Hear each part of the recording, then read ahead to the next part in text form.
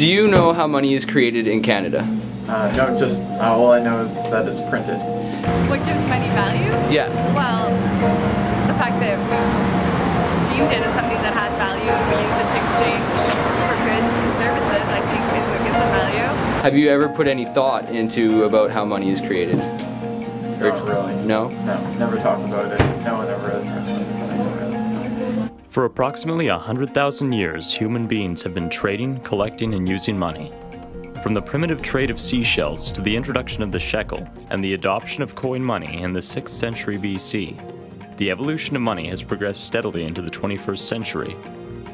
With the sophistication of money comes the demand for a system that can organize it on a personal and economic level. The roots of the modern banking system began in the early 1800s when goldsmiths started to make standard units of gold in the form of coins. To protect their gold, they kept it in a vault.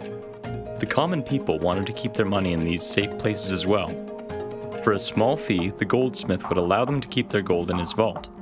In return, he would present them with a claim check for their gold.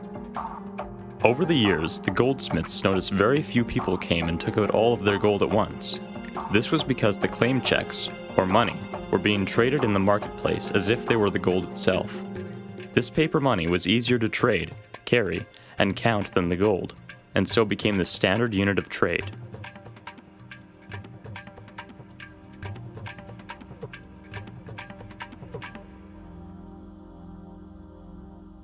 I think there's a gap right now between what the public understands about financial services and what the financial services industry as a whole provides. And I think the concept of fiduciary duty is a cornerstone of a mutually beneficial relationship. And I think that if consumers understood the level of duty that financial institutions have, I think that would be to their benefit. When you go to a bank for a loan, you will be expecting to pay interest on the money you receive, interest being the price paid for the use of borrowed money. These interest payments will be coming from your wages, which come from your employer, who receives money from consumers. Where does all this money come from? More loans? Let's take a look. Banks have been giving legislation to lend out a percentage of every deposit made into their institution. This process is called fractional reserve banking. The percentage is often about 90% of a deposit, keeping 10% as what is called a required reserve limit. For example, if you made a deposit of $100,000, that $100,000 instantly becomes part of the bank's reserve, just like any other deposit. The bank is then able to lend out 90% of the $100,000. So $10,000 is held as a required reserve, while the other $90,000 is considered excessive and can be used as the basis for new loans. It would make sense that a new loan would come out of the excess $90,000, but this is not so. $90,000 is created on top of the original $100,000, creating a total of $190,000. This is how the money supply is expanded. This money can be created because there is a demand for such a loan, and a $100,000 deposit to satisfy it. Now let's say someone goes out and borrows the $90,000. They will then most likely take it and deposit it into their own bank account. The process then repeats. The average mathematical calculation often results in $900,000 being created on the original $100,000. To simplify, for every deposit made into a bank account, 9 times that deposit can be created. This effect is referred to as fractional reserve. As of the 1992 Act, the Bank Act of Canada, there is no longer any requirement for a reserve limit. Do you know how a loan works? Like, do you know what gives power to a loan, that piece of paper? How a loan works? Yeah.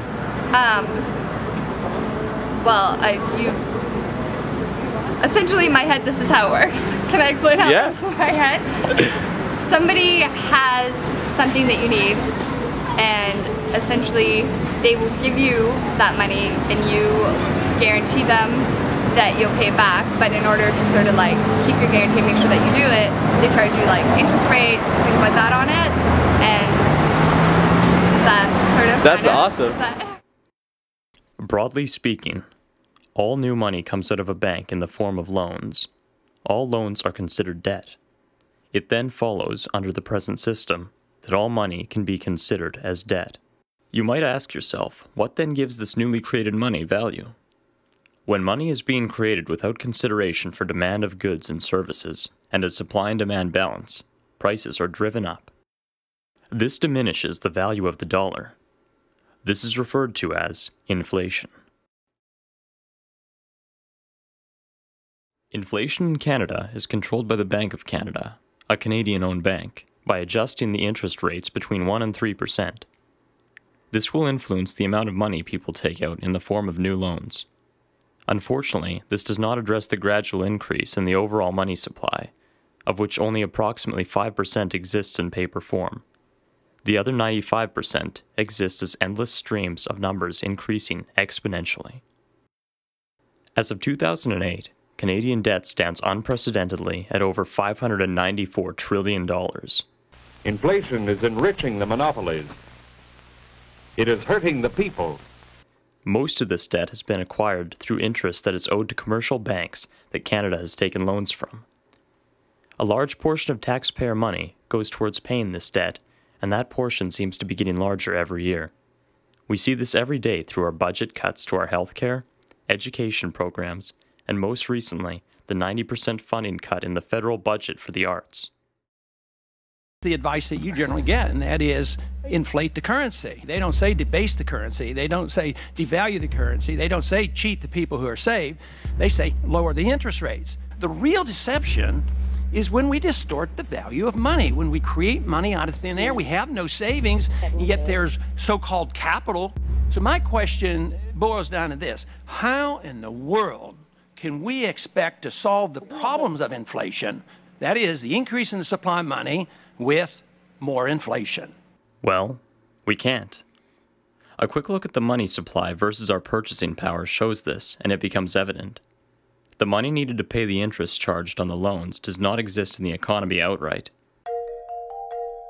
There is always much more outstanding debt than money in existence. Thus, the question arises, why are we paying interest on money created by other banks, such as TD or CIBC, when Canada could have borrowed money from itself, the Bank of Canada, at no interest at all? So next time you swipe your debit card or deposit money, think how this one small act is affecting people all across the country.